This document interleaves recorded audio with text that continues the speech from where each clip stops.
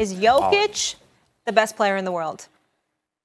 Nikola Jokic is the best player in the world right now. Right now, he's the best player in the world. Let's go through his last 4 games real quick. Game 4 loss to the Phoenix Suns, 53 points and 11 assists. Follows that up with a 29-point triple-double. Follows that up with a 32-point triple-double. And then in Game 1 against the Lakers has a 34, 21, and 14-point triple-double.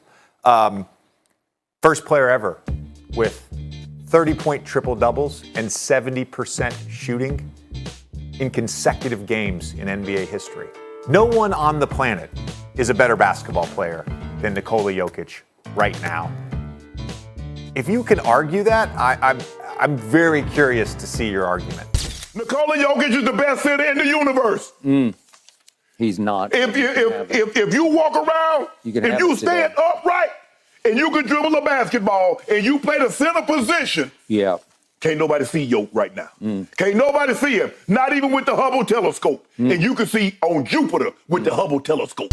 Here's 7-foot Nikola Jokic dribbling the ball like a point guard across half court. As the clock winds down, the Joker pulls the brakes, goes for a step back and hits a 29-footer over the outstretched arm of AD, as if he's Steph Curry. I mean, after Jokic splashed that shot, AD just smiled afterward and probably said in his head, "Oh man, this is not what I signed up for." In case you're not tuned in, the 2023 NBA playoffs has officially turned into the Nikola Jokic show because the numbers that he's been putting up is simply inhuman. I mean, across 13 playoff games, the Joker has been averaging a triple-double with 30.4 points, 13.8 rebounds, 10.2 assists, and on top of this, he's also shooting around 55% from the field and 48% from downtown. I was so blown away by these numbers that I had to look up to see if there were any other players who even came close to these stats during the playoffs. And it turns out, Jokic is the second guy in league history to average a triple-double throughout at least 10 playoff games, with Oscar Robertson being the first guy to do it, which he set back in 1962. I mean, that's 60 years ago. And from the looks of things, Jokic will continue to put up ridiculous numbers as the Nuggets continue to dominate. Without question,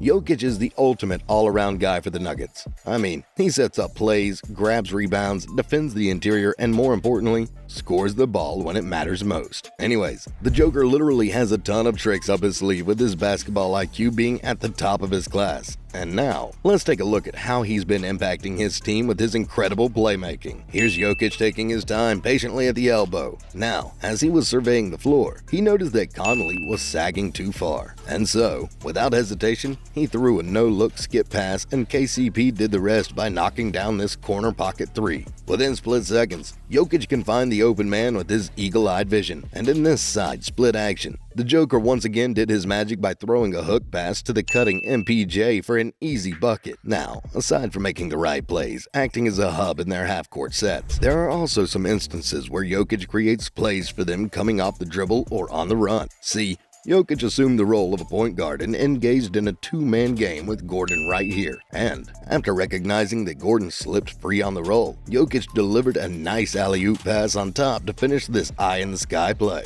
Now, here's Jokic sliding inside with the backdoor cut. As soon as he saw 2 white shirts collapsing on him the moment he received the ball, he quickly passes it off to KCP with a two-handed touch pass, much to the surprise of the T-Wolves defense. And lastly, Jokic can also ignite fast break attacks as he can push the ball coming off a rebound. And just look at how he threads the needle on this one with this amazing bounce pass right on the money. If you take a good look at the numbers, you can see that almost half of the Nuggets' total passes made this postseason came from the hands of the Joker alone. And if you crunch his assist numbers even further, you'll see that his teammates like Jamal Murray and Aaron Gordon have been benefiting a lot from Jokic's passes, as they made above 45% of their shots from the field. And this only indicates that he's making his teammates more efficient offensively whenever he's facilitating for them. Anyways, aside from creating havoc as a playmaker, Jokic is also punishing teams in this playoffs with his ability to dominate on the offensive end. In this 13-game stretch during the playoffs, Jokic has been averaging 30.7 points a ball game,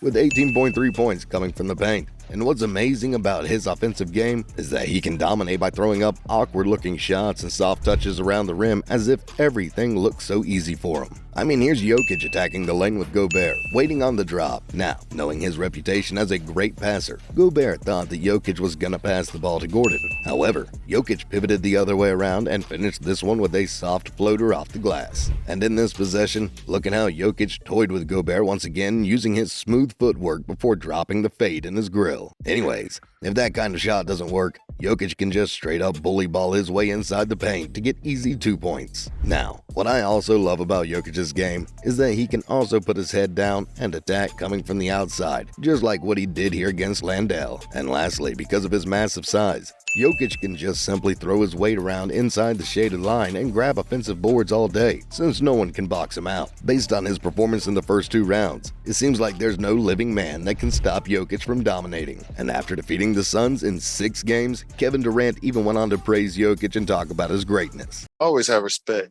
I always knew how great he was. Always watching these guys, you know what I'm saying? All the great players in the league. Not surprised that these guys are good, you know, especially somebody like Jokic. I've been watching him, playing against him for a minute now, since he hit his peak as a player. So no, I wouldn't say I learned anything new. Great team, deep team, multiple guys that play well together, great continuity. Been together for what? How long Mike Malone been there? 6 years. That's a good advantage to have. You know your coach, you know the players on the team. You got a system in place for that long. So no, I wasn't surprised at all. Jokic is an all-time great. Gonna go down as one of the all-time great centers to ever touch a basketball. So.